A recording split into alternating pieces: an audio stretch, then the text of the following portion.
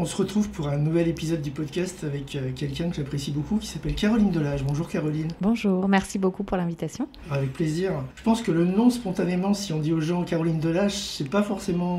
Mais quand on voit votre visage, on sait qui vous êtes. Relativement rapidement, on vous a connu à l'antenne. Vous étiez journaliste, présentatrice, chroniqueuse. Ouais. Et puis vous avez aussi depuis moins longtemps que ça, mais de manière très intéressante, vous êtes devenue productrice, avec notamment un concept d'émission absolument génial qui s'appelle Au Tableau. C'est ça.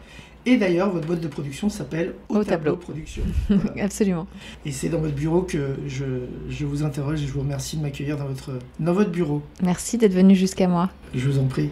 Caroline, juste on va rapidement détailler votre parcours. Donc, on l'a dit, productrice à Au Tableau Production.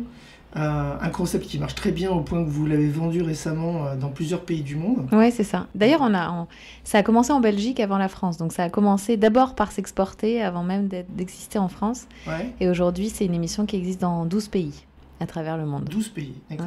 Ouais. Pas qu'en Europe, pas un peu partout. Non, pas qu'en Europe, jusqu'en Nouvelle-Zélande, en Arabie Saoudite, au Liban. Ah oui. Ouais. C'est dire si le concept était... universel. Et puis vous avez... alors vous êtes aussi productrice avec Au Tableau Production de documentaires. Et récemment, donc vous avez produit un film dont on va beaucoup entendre parler, un documentaire de Myriam Sera qui concerne Lorraine Vivier, qui est porteuse d'une maladie terrible qui s'appelle la maladie de Charcot, la SLA. Et donc ça, c'est aussi un des pans de votre activité. Et puis vous avez aussi lancé La Coloc. Est-ce que vous pouvez nous parler de La Coloc ? Oui, bien sûr. L'intergénérationnel, c'est une de mes obsessions. La coloc, parce que nous, notre marque de fabrique à Au Tableau Production, on aime bien mettre en place des expérimentations sociales et les filmer au long cours pour tester et faire la preuve par l'image de solutions à des enjeux de société. Donc l'intergénérationnel, qui est pour moi une solution, pas à tous les enjeux, mais à quand même à pas mal de problèmes. C'est pas la première fois qu'on teste les liens intergénérationnels. On avait dans Une vie d'écart emmené une classe de maternelle à l'EHPAD tous les jours pendant 6 semaines et mesuré ce que ça a apporté comme progrès aux personnes âgées et aux enfants, ce lien intergénérationnel. Là, on est avec des plus grands, puisque donc on a mis dans une maison 3 jeunes et 3 vieux en coloc. Donc c'est un peu l'auberge espagnole, mais version intergénérationnelle. Ça se passe dans une maison, très jolie maison à Orléans. On les a suivis vraiment, la maison était vide, de l'installation pendant 6-8 mois. Les joies et les malheurs de la colocation, les couacs, les petits moments du quotidien qui apportent, qui enrichissent les uns les autres. Donc on a testé l'habitat partagé, qui n'est pas une solution pour tout le monde, mais qui est une solution pour ceux qui sont faits pour ça, qui ont l'ouverture d'esprit pour ça, qui peut apporter beaucoup, je crois, contre l'isolement social et contre la précarité économique. Mais donc en fait, au-delà de ce que vous faites, on vous connaît pas bien en fait. Donc vous êtes originaire d'où Alors, je suis née à Paris. Ouais. J'ai grandi à Nice. Ouais. Je suis arrivée à Nice, je devais avoir 5 ans et demi. Et puis voilà, puis je suis remontée à Paris, comme on dit quand on est provincial, progressivement, puisque je suis restée à Nice jusqu'à Hippocane, donc 1 an après le bac. Ensuite, je suis partie faire Sciences Po à Aix, en Provence, un peu plus loin que Nice. Et puis ensuite, je suis partie à Paris faire mon école de journalisme. D'accord. Donc voilà, je suis revenue à Paris. Donc, et entre-temps, je suis partie à Jérusalem. Oui, vous avez été envoyée permanente là-bas. Correspondante, pendant 2 ans à Jérusalem. Et je suis revenue à Paris. Mais vous, par ailleurs, vous êtes effectivement... Alors, on ne l'a pas dit dans votre parcours, parce on s'est centré sur ce que vous produisiez, mais au-delà du fait que vous étiez journaliste, présentatrice, chroniqueuse, vous avez été prof aussi, oui. En école de journalisme. Et puis, vous avez fait tous les médias, en fait. Vous avez commencé par la radio, après vous avez fait de la télé. Est-ce que vous avez fait de la presse écrite ou pas du tout ? Oui, un petit peu. J'adore écrire. Ouais. Mais c'est vrai que la radio, c'était vraiment mon média de cœur. C'est pour ça que je suis toujours très heureuse de faire un podcast, parce que pour moi, c'est le média de l'intime. Et je voulais faire, quand j'étais en école de journalisme au CFJ, je voulais faire que de la radio. On essayait de me conseiller d'aller en télé, mais je disais non, je veux faire de la radio. Et donc, j'ai toujours fait un peu de radio à côté. Mais très vite, je suis partie en télé sur Public Sénat.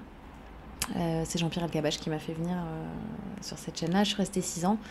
Ensuite, je suis partie à Jérusalem. Et c'est là que j'ai commencé à travailler pour le groupe Canal+, pour Europe 1. Et quand je suis revenue à Paris, j'ai continué à travailler pour le groupe Canal+. Donc, j'ai été grand reporter et beaucoup présentatrice, animatrice. Mais dès les premiers mois, finalement, où j'étais journaliste professionnelle, j'ai en effet toujours donné des cours. Au début, les élèves étaient parfois plus âgés que moi. Mais je trouve ça, c'est un aspect du métier. Je pense que ça permet de toujours s'interroger, se poser des questions qu'on ne se pose plus en fait après avec les automatismes, etc. Ça permet de rester toujours en questionnement sur son métier. Et puis la transmission, évidemment, c'est quelque chose qui est très important pour moi. Donc, ça a toujours fait partie, en effet, de mes activités. Je suis toujours intervenue dans les écoles, je continue à le faire. Ce lien avec les plus jeunes, parce que maintenant, je suis passée du côté des boomers. Vous n'en êtes pas encore à être candidate à la coloc avec les jeunes? Non, je suis encore trop jeune. En tout cas, pour ce qu'on avait voulu comme écart d'âge, j'étais trop au milieu. Mais bientôt. Ouais. Et vous avez des enfants? J'ai 2 filles, ouais. 2 filles qui ont 8 et 16 ans. Qui m'inspirent beaucoup dans toutes mes activités au quotidien. Et qui vous challengent beaucoup, qui doivent pas être toujours très, comment dirais-je, qui doivent être un peu critiques, j'imagine, surtout celle de 16 ans. Ouais, elle est critique.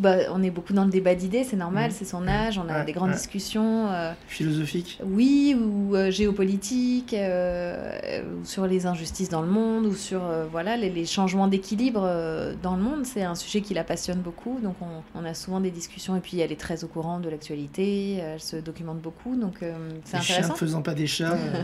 J'étais beaucoup moins au courant à son âge. Moi, j'étais très scolaire au lycée, donc. Mais vous étiez une littéraire, parce que c'est comme ça que vous êtes arrivée. Alors j'ai passé un bac scientifique. Ah, quand même. Option maths. Ouais. Mais je suis partie en Hippocane dans la foulée, donc j'ai rééquilibré le côté littéraire pour ensuite faire Sciences Po et D'accord. J'ai équilibré mon côté scientifique.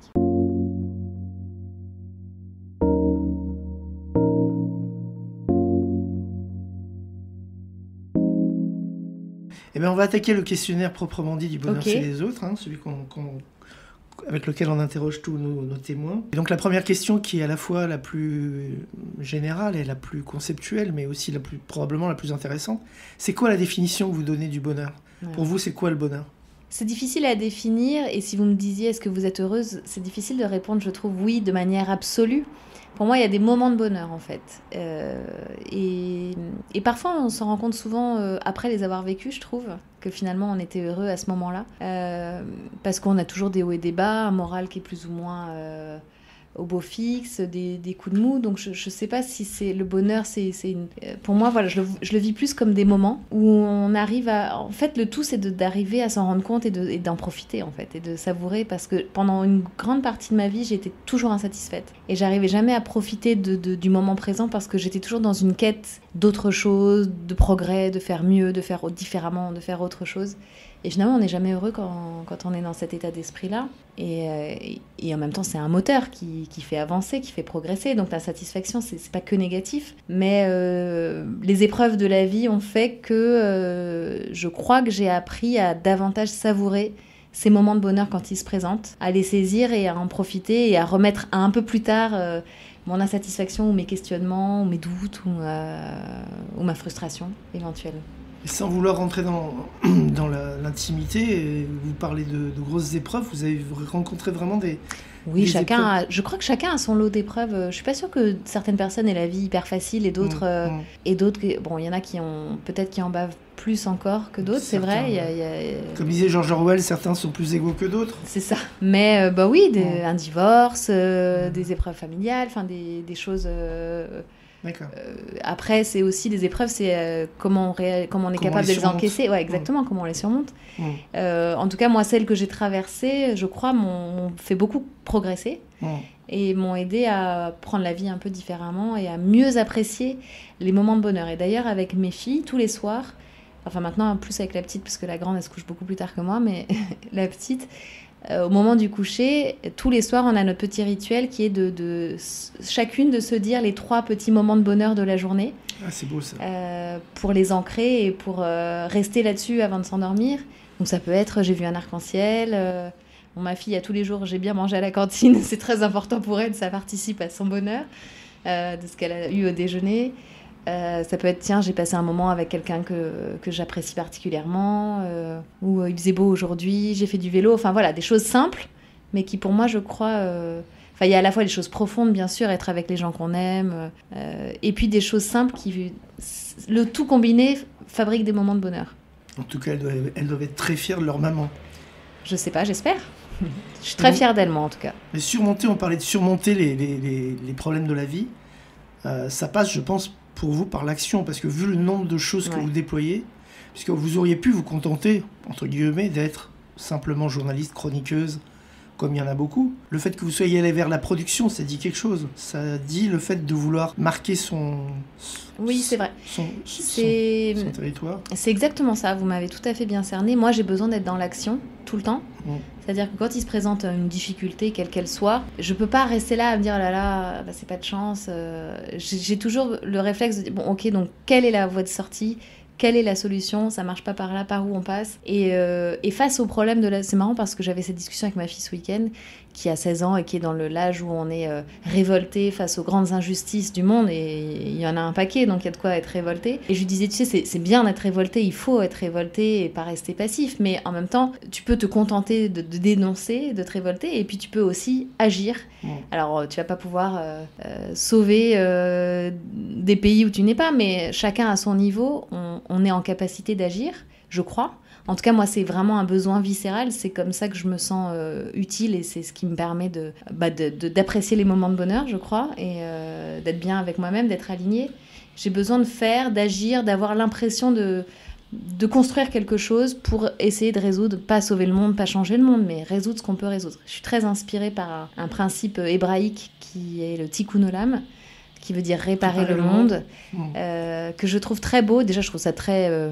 moi, je parle poétique. Pas du tout ni hébreu, ni bien que j'ai vécu 2 ans à Jérusalem, mais je suis pas de religion juive, mais je trouve ça très joli, très mélodieux. Le concept est joli. Et à la fois, voilà, le nom est très joli, et le concept de dire, voilà, je vais pas changer le monde, je vais pas sauver le monde à moi toute seule, mais je peux réparer ce qui est dans mon monde, ce que je suis en capacité de réparer, et c'est ce qu'on essaie de faire dans chacune de nos productions. Et moi, c'est en tout cas la ligne de conduite et un peu la raison d'être de ma société et des productions qu'on propose. Donc voilà, c'est une manière d'être dans l'action. Ouais. Et c'est vrai, moi je le constate, puisque je suis journaliste depuis très longtemps, même si j'ai eu une éclipse à un moment donné. On a cette impression d'être souvent observateur et pas acteur. Et d'ailleurs, il y a c'est pas pour rien qu'il y a un des principaux hebdomadaires français, s'appelle le Nouvel Observateur. Enfin, même si on dit plus depuis très longtemps ça, on dit le Nouvel Obs. Mais l'Obs maintenant d'ailleurs, je crois. Voir l'Obs. Et on a cette... je sais pas si c'est ça... Si vous avez partagé ce même sentiment, mais c'est qu'effectivement, à un moment donné, on est face à une réalité dont on parle, dont on essaie de parler avec plus ou moins d'objectivité. En tout cas, d'honnêteté. D'honnêteté, de probité. Mais par contre, on a l'impression qu'on n'a aucun impact sur la réalité, en fait. Et on la subit des fois. Alors, après, ça dépend dans quel sujet on traite. Moi, j'étais dans les nouvelles techno. C'est moins grave que traiter le conflit au Moyen-Orient ou en Ukraine. Oui, c'est ça. Mais il y a ce sentiment-là, non ? Oui, moi, je suis arrivée, ça fait 20 ans que je présente le journal, grosso modo. 20 ans que je suis à l'antenne tous les jours, du lundi au vendredi, et c'était vraiment une vocation. J'étais au lycée, je savais exactement que je voulais faire ça, être journaliste pour transmettre l'information. C'était vraiment, je ne savais pas quoi faire d'autre. Mais je suis arrivée à un moment où, de fait, cette activité-là s'est arrêtée brutalement, puisque C8 a été fermé suite à la décision de l'Arcom. Donc du jour au lendemain, cette activité quotidienne s'est arrêtée, donc elle s'est imposée à moi. Mais quelque part, ça arrive à un moment où c'est un exercice dans lequel je trouve plus de sens, je me sens plus utile, comme ça a été le cas au début quand je voulais faire ça. Et je me sens davantage utile et je me réalise davantage aujourd'hui dans ces productions ou en mettant en place des solutions, en ayant l'impression d'apporter quelque chose, une goutte d'eau, mais au moins quelque chose à la société.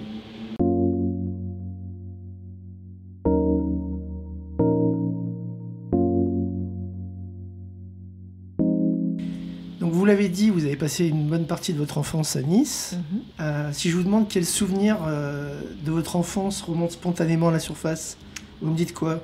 Alors mon enfance, elle est beaucoup liée à la danse, puisque je faisais énormément de danse en amateur, pas du tout au conservatoire, mais avec une professeure qui est devenue une de mes amies proches. Danse classique ? Oui, classique, mais c'était une troupe familiale. Ses parents étaient chanteurs et on partait en tournée partout en France. On allait se produire dans les EHPAD, dans les comités d'entreprise. On faisait Et donc c'était la danse, mais c'était la scène aussi. Et forcément mon enfance elle est très liée à ces souvenirs là parce que j'y passais tout mon temps libre. En fait, quand j'étais pas à l'école, j'étais en cours de danse ou en spectacle de danse tous les week-ends, tous les mercredis. Donc ça a beaucoup marqué ma jeunesse et c'est ce qui me remonte spontanément à l'esprit. Donc vous auriez pu devenir une artiste alors ? Ouais, j'aurais pu. Je crois que j'étais pas assez douée. Vous l'êtes d'une certaine manière. Oui, il y a un côté spectacle un peu quand même, quand oui. on fait de la télé, quand on est journaliste.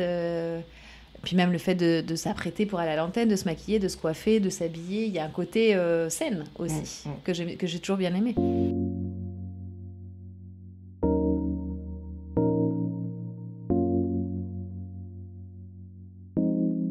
C'est quoi le livre, le film, la pièce de théâtre, ou bien encore l'auteur, qui vous a marqué de façon indélébile, et pourquoi? Alors, j'ai le droit à plusieurs réponses ou pas? Oui, je vous accorde plusieurs réponses. Le livre de puisqu'on était dans les souvenirs d'enfance, qui me revient, c'est Au bonheur des dames. J'y pense aussi parce qu'on parle de bonheur, donc de Zola, qui était vraiment pendant longtemps mon livre préféré, que j'ai relu plusieurs fois, pour ses qualités littéraires, pour cette capacité à nous faire voir une scène, un magasin en l'occurrence, un grand magasin, etc.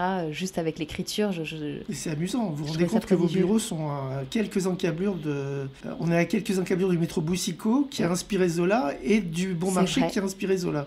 C'est vrai, absolument. Voilà. En tout cas, ça c'est celui de ma jeunesse qui venait d'Aix-en-Provence où vous avez fait une partie de vos études. Ah oui, j'avais pas vu tous ces liens cachés.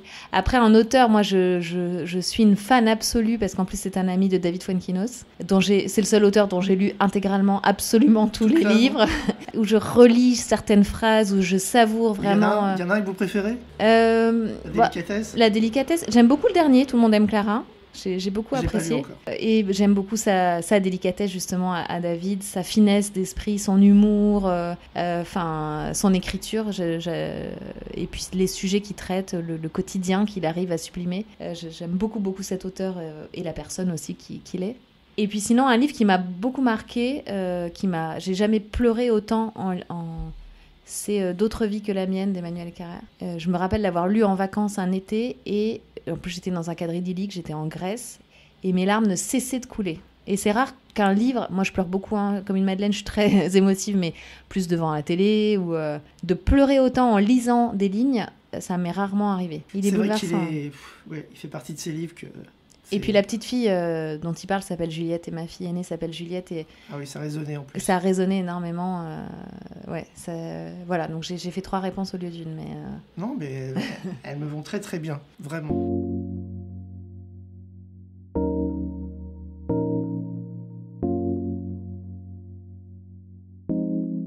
De quoi ne voudriez-vous jamais vous priver dans la vie, sous-entendu pour être heureuse? Qu'est-ce qui vous manquerait? Et vous vous diriez, mais... à quoi bon continuer si j'ai pas ça? Ah bah ma famille, mes filles en premier, ma famille en général. C'est ce qui m'est indispensable pour vivre. Ouais. C'est au-dessus de tout. Ah oui, bien sûr, de loin. Oui, bien sûr. Tout le reste, on l'apprécie, hein, mais. Et elles le savent. Ils le savent. Toute votre famille. Ah, je sais pas. Par contre, je suis quelqu'un d'assez pudique. Je sais pas si je dis assez. J'essaye de me corriger parce que c'est pas naturel. Et en fait, ma fille cadette, Lou, et je sais pas d'où elle sort, c'est un ovni, c'est quelqu'un qui exprime tellement ses sentiments, tout le temps. Elle est très ouverte et tellement démonstrative, et tous les jours, elle dit « Mais qu'est-ce que je t'aime, maman ?» Et à son père, à sa sœur. Et on est tous les 3, et son père et sa sœur, pas renfermés, mais assez pudiques dans nos émotions et dans nos sentiments. Et elle, qui est la dernière arrivée dans la famille, finalement, est celle qui nous a ouverts malgré nous, parce qu'elle dit tellement les choses, elle est tellement expressive, que je crois qu'on l'est davantage, nous, grâce à elle. Et moi, je suis persuadée que... c'est aussi ça au tableau, c'est que je trouve que chaque enfant, quel que soit son âge, a quelque chose à apporter à la société et aux autres. C'est pas que descendant. On s'enrichit tous les uns des autres, quel que soit l'âge de nos interlocuteurs. Et Lou, du haut de... Bon, maintenant, elle a 8 ans, mais depuis toute petite, elle est comme ça. Elle a transformé la famille en arrivant. Et je trouve ça chouette. Et c'est vrai qu'au tableau contribue à développer une image, une vision des enfants qui est belle. Parce que c'est vrai qu'on revient de très loin. Parce que quand on se souvient, par exemple, aujourd'hui, on voit les archives de Jacques Martin. Mais c'était une vision complètement condescendante qui ridiculisait un peu les enfants, en fait. Souvent, ça ridiculisait les enfants. Alors que là, vous, en fait, les adultes... Ils se tiennent à carreau devant les gamins, ils ont intérêt à bien répondre. C'est de l'empowerment, je sais pas trop quelle est la bonne traduction en français, mais C'est très important pour moi de traiter les enfants, pas de leur donner un rôle qui n'est pas de leur âge et démesuré, mais néanmoins ils ont un rôle, et notamment un rôle dans la démocratie, même s'ils ne sont pas en âge de voter, mais puisque c'est une émission à la base politique au tableau, où on invite notamment les candidats à l'élection présidentielle. Et grâce à eux, grâce à leur questionnement, à leur franc-parler, au fait qu'ils osent tout, qu'ils n'ont pas de tabou, ça aide leurs parents et les adultes en général à mieux connaître les candidats et à se faire un avis plus éclairé. Et je trouve qu'ils ont un rôle fondamental à jouer dans une vie d'écart. Quand on met des enfants de 5 ans avec des nonagénaires et qu'on voit les progrès qu'ils permettent de réaliser aux personnes âgées, c'est sidérant en fait. Dans 11 de légende, il y a un autre film où là on a mis en place un entraînement de foot pour des enfants. La moitié des enfants sont autistes et l'autre moitié ne sont pas autistes. Et pareil, on a testé l'inclusion par le sport et on a suivi cette équipe. 11 de légende, c'est une équipe de rêve dans le milieu du foot, donc c'est pour ça qu'on l'a appelé comme ça. Et de voir plein de fois, quand nous adultes, on savait pas tellement bien gérer les enfants autistes qui peuvent faire une crise ou qui peuvent, on n'a pas les réponses, on n'est pas adapté. Ce sont les enfants qui trouvent la solution, qui nous montrent le chemin, souvent. Et on a tellement de choses à apprendre des enfants. Et donc, à chaque fois qu'on fait une émission au tableau, je leur dis, c'est vous qui avez le pouvoir, profitez-en, saisissez-le. Il y a toujours des meneurs. On l'a vu quand vous êtes passé chez Léa Salamé, là, j'ai pas retenu son prénom, mais Ali qui crevait l'écran, c'était impressionnant. Ouais. D'ailleurs, faisons une petite digression sur cette émission, ou une parenthèse, on va dire. Quelle est celle qui vous a le plus marqué, qui c'est pas forcément celle qui a eu le plus de succès, ni d'audience, ni quoi que ce soit, mais celle qui vous a le plus marqué, c'est laquelle ? Impossible de vous répondre une émission, mais évidemment la première, et notamment Emmanuel Macron, qui est le premier invité qu'on a enregistré par le hasard de calendrier, des agendas, et parce que c'est une chose d'avoir un concept dans sa tête et de se dire ça va être bien, et puis ensuite de le voir en réalité. Et la chance a fait que le premier invité était Emmanuel Macron, qui a vraiment pour le coup été incroyable dans cette émission pendant la campagne 2017. Et moi je suis sortie de la salle de classe avec un sourire jusqu'aux oreilles parce que c'était génial. Enfin, l'émission a été géniale, ça fonctionne. Donc forcément celle-ci elle m'a marquée. Après on a eu des invités. Mbappé, bien sûr, parce que les enfants étaient tellement impressionnés de recevoir Mbappé. Il y avait un silence total dans la classe. Il n'était pas encore champion du monde. Mais par exemple, je tenais beaucoup à recevoir Bernard Tapie, qui était déjà très malade. C'était peu de temps avant sa mort. Et les enfants ne le connaissaient pas. Mais je trouvais que cette capacité, justement, de résilience, de force de vie, c'était important de leur montrer. Là, récemment, on a reçu Pauline Desrouledes. Oui.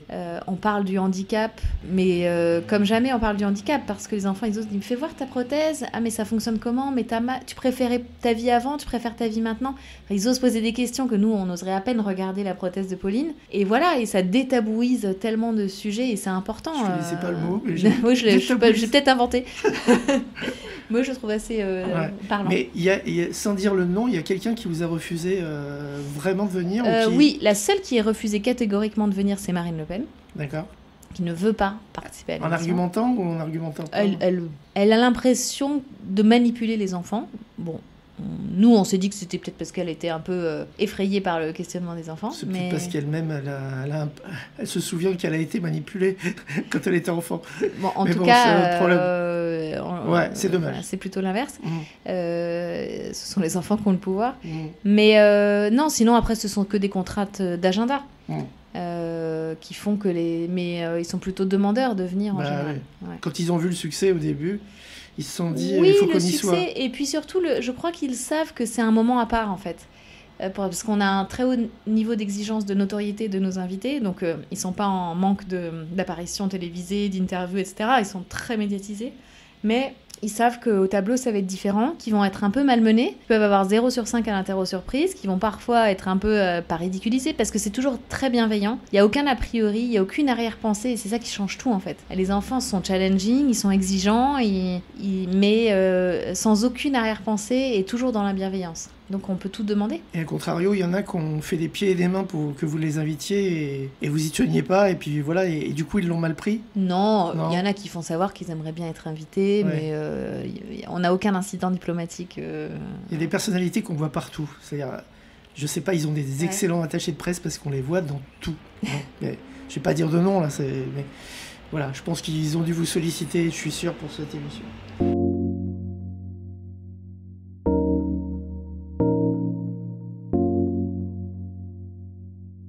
Alors Alors on va reprendre le questionnaire, parce qu'on Oui. avait fait une petite parenthèse. Voilà. Et j'ai envie de vous interroger sur votre rapport à la spiritualité et à la mort. Pas à la mort, pas votre mort, hein, qui soit la plus lointaine possible. Mais est-ce que vous avez, à un moment donné, entretenu une relation, je sais pas, par exemple avec une grand-mère ou quelqu'un qui est parti de l'autre côté et avec qui vous dialoguez de temps en temps, avec qui ou auquel vous pensez, par exemple, avec qui vous parlez dans vos rêves ou je ne sais pas. Non. Et est-ce que vous avez un sens de la spiritualité poussé? Je ne parle pas de la religion, de la pratique religieuse. Oui, tout à fait. Moi, j'aime bien l'ésotérisme, je ne sais pas si on peut appeler ça. Ouais. Donc, les astres, les énergies. En fait, je suis surtout sur les énergies. Ouais. Donc, c'est quelque chose auquel je suis très sensible et où parfois j'aime bien consulter, entre guillemets, etc. Non, avoir l'impression de dialoguer avec quelqu'un qui n'est plus là, non, je dirais pas ça. Après, je ne saurais pas vous dire en quoi je crois. Je crois en quelque chose, c'est ce que je dis souvent. Je ne saurais pas trop le définir, à une force. Oui, à quelque chose, quoi. Une force, une présence, un donc, univers, un destin. Ouais, je ne sais pas si c'est vraiment un dieu. La notion d'ange gardien, d'âme et tout ça, ça vous parle? Peut-être, ouais. Plutôt d'ange gardien, d'étoile, de bonne étoile, de protection. Mais alors, je suis catholique j'ai été confirmée, hein, donc j'ai fait toutes les étapes. Toutes les étapes. J'ai été au catéchisme, etc. Mais je ne suis pas du tout pratiquante. Je ne sais pas si je suis croyante. En tout cas, dans ce que les termes vraiment de religion, etc. Mais je suis très sensible, voilà, oui, aux forces, aux énergies. C'est un peu flou, hein, mais... Non, c'est... Ok.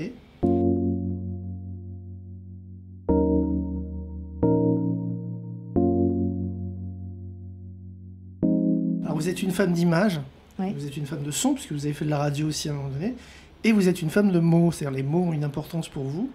Et donc, si je vous demande quel est le mot de la langue française que vous préférez, ou bien celui auquel vous pensez là, instantanément... J'allais vous dire amour, mais c'est un peu bateau, peut-être. On me l'a beaucoup dit. Oui, c'est ça. Donc, si vous pouvez trouver un autre mot, je suis d'accord. Autre chose. On peut passer à la question suivante et puis je reviens. Le temps que... Ça peut être maintenant, mais bon. Maintenant.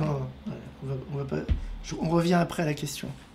Parce que même résilience et tout ça, c'est bateau.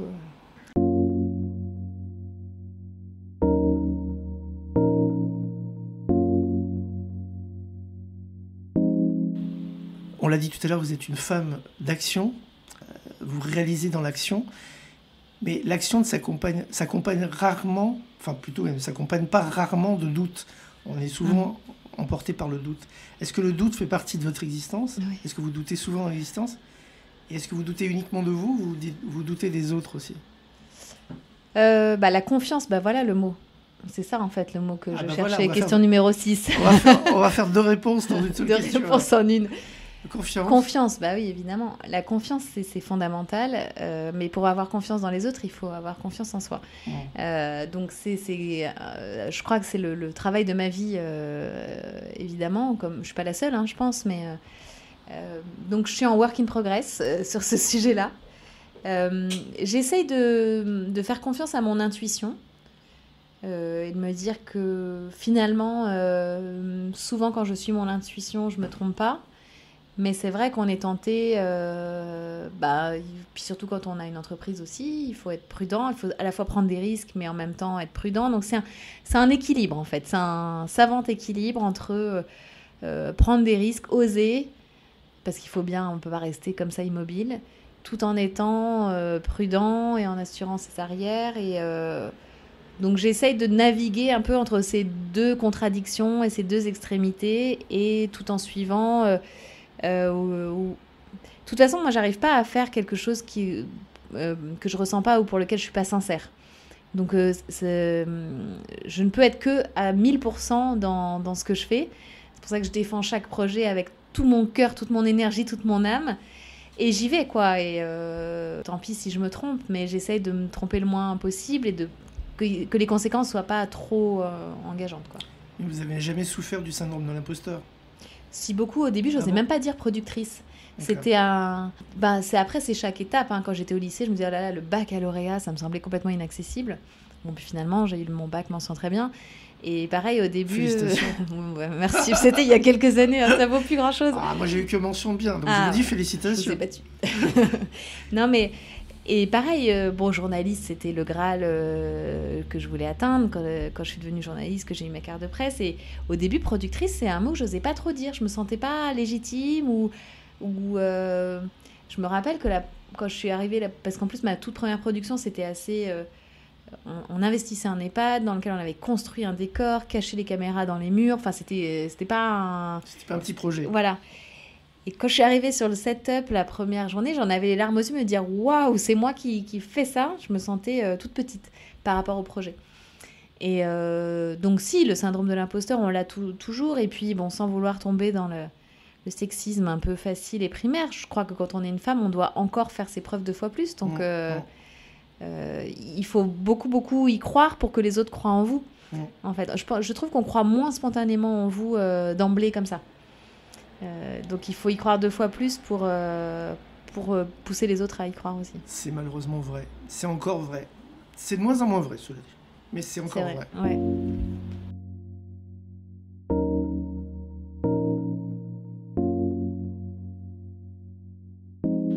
Pour quel défaut de vos contemporains vous avez le plus d'indulgence ? Celui que vous vous dites, il a ce défaut, c'est terrible, mais en même temps, voilà, c'est pas grave.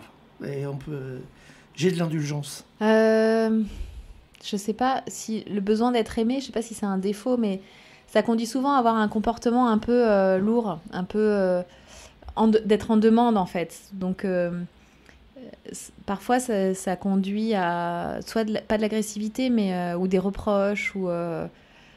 En fait, j'essaye de comprendre l'origine d'un comportement qui pourrait me déplaire, ce qui me permet souvent de l'excuser. Je ne sais pas si ça vous semble clair. Si, ça me semble clair. Mais ça, c'est valable aussi bien du côté personnel que du côté professionnel. Ah oui, là, c'était professionnel. Non, mais il n'y a pas de souci, ça peut être côté professionnel. Professionnel... D'ailleurs, ça peut se rejoindre. Hein. Le caractère, il est souvent le même. Il s'exprime différemment dans la sphère professionnelle et dans la sphère personnelle. Oui, absolument. Mais ce caractère-là, de vouloir être d'avoir sans arrêt des preuves d'amour, comme disait Cocteau, c'est un signe. C'est souvent des hypersensibles et donc pour ça vous êtes indulgente parce qu'effectivement on connaît pas le parcours des personnes, on ne sait pas s'ils ont eu une enfance difficile, voilà. Et peut-être que parce que je suis une ancienne qui se soigne, que je suis indulgente pour des défauts que j'aurais eu moi-même.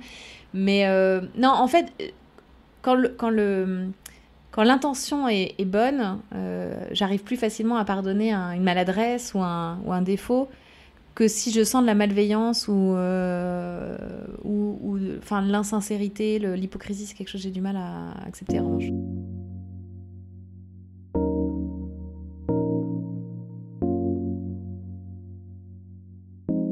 Alors avant d'aborder la question numéro 9, je voulais juste faire une petite digression sur... La 6. Non, ça y est, on a dit que c'était confiance.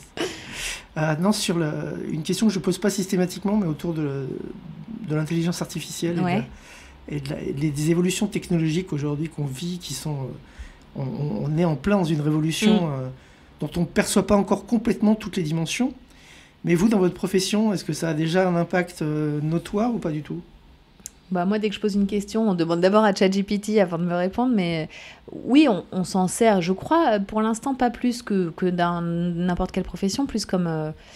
moi, je trouve ça formidable. Hein. Je trouve que c'est un outil... c'est pas une fin en soi, évidemment. Mais vous avez dit le mot, c'est un outil. Oui, dont il faut se servir pour gagner du temps sur des choses rébarbatives ou trop chronophages ou répétitives. Et c'est un outil dont on doit se servir pour être plus performant nous-mêmes ou plus efficace ou se concentrer sur des choses où on a plus de valeur ajoutée ou qui nous épanouissent davantage. Mais pour l'instant, malheureusement, parce que j'aimerais bien qu'on soit mieux formés, je trouve qu'on ne l'a pas assez encore inclus dans nos process de fabrication, dans nos manières de produire. Et c'est vraiment une direction que je veux prendre parce que, évidemment, je pense que c'est au-delà du fait que certains pensent que si on s'y met pas, on est foutu et ça y est, on est dépassé. Mais je pense qu'au contraire, c'est un outil dont il faut qu'on se serve, donc davantage, puisque ça existe. Je ne sais pas si vous pouvez l'inclure dans certains des scénarios de vos émissions de rapprochement entre les jeunes et les vieux, mais ça serait sympathique de montrer aux personnes âgées que les jeunes montrent. Regarde ce que je peux faire avec l'IA, avec pas forcément dans toutes les émissions, une émission, par exemple, ça peut être dans un des épisodes. Je pense que ouais, tout à fait.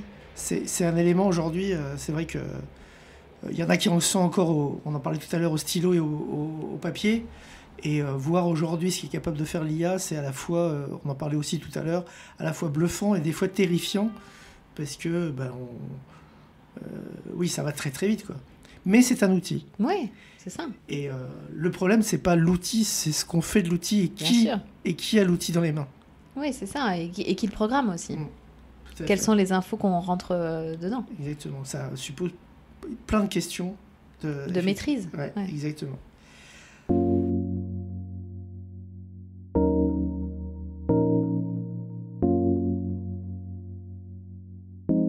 La France, et je pense que c'est quelque part un petit peu dans votre cerveau, la France est un pays très pessimiste, c'est un des pays les plus pessimistes du monde, je le dis à longueur d'épisode.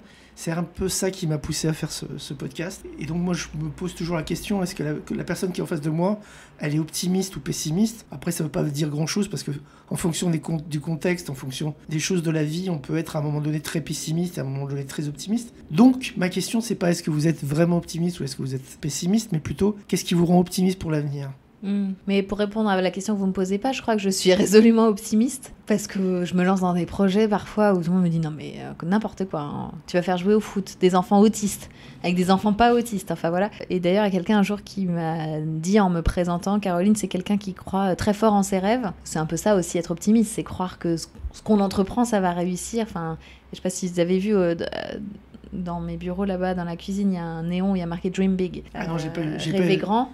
Ouais. Et c'est ce que je dis toujours à mes filles, je crois qu'il faut rêver grand, et donc je reste optimiste, sinon franchement, et j'essaie de compenser le pessimisme des personnes qui parfois m'entourent, et ambiant, mais ça m'a tellement frappée quand je suis rentrée de l'étranger, donc de mes 2 années passées à Jérusalem, cet état d'esprit français, c'est ce à quoi j'ai eu le plus de mal à me réadapter. Mais parce que le paradoxe, c'est, pour connaître un peu le pays là-bas, c'est que les gens sont beaucoup plus optimistes alors qu'ils sont perpétuellement en guerre. Ils se posent pas de questions, en fait, il y a une énergie de vie. Quand on rentre en France, on est plombé. On a une chape de plomb. Oh là là, plombé par l'état d'esprit. Et en effet, ce négativisme en permanence, ce côté... Il y a un individualisme aussi. C'est-à-dire qu'en fait, on s'aperçoit dans les études que les gens sont pessimistes pour leur pays et pour la collectivité, mais ils sont optimistes pour eux-mêmes. Et donc en fait, ça vient de là un peu le problème. Peut-être, ouais. Parce que sinon, il n'y aurait aucune raison pour que la France soit le 3e pays le plus pessimiste du monde, juste avant l'Afghanistan et je ne sais plus quoi, le Bangladesh. C'est impossible, c'est pas possible. Ouais. Voilà. Donc oui, il y a cette chape de plomb dont vous parliez. Il y a le fait que on dit le caractère français, on dit on est des râleurs, on est des machins. Mais c'est pas que ça. Je pense qu'il y a quelque chose du caractère, c'est clair, mais c'est pas que ça. Je pense qu'il y a les Français sont pas plus individualistes que les Américains. Ah, c'est sûr. Que d'autres nationalités. C'est sûr. Mais donc il faut continuer à se poser la question pourquoi. Oui. Et comment on peut faire pour que les gens soient moins pessimistes. Mais en tout cas, vous êtes optimiste, et puis il suffit que, vous l'avez dit tout à l'heure, vous voyez vos filles avec l'une qui est très expansive et qui dit les choses et qui dit je t'aime maman, et l'autre qui veut refaire le monde et qui est un peu révoltée, mais c'est normal, elle est à l'âge de la révolte. Et ça vous rend optimiste. Oui, bien sûr. Et puis, en même temps, les Français sont pessimistes et la France est un pays râleur, etc., et négatif. Mais en même temps, il y a tellement d'initiatives magnifiques qui existent partout sur le territoire, de solidarité, de solutions. Nous, on essaie d'en mettre en lumière quelques-unes dans nos films, que soit on met en place nous, soit on va les filmer quand elles existent. Mais il y en a tellement. Et il y a tellement de belles choses qui se passent que... Ça redonne du baume au cœur et ça redonne de l'optimisme quand même, quand on se fie à ça, plutôt qu'à l'état d'esprit général.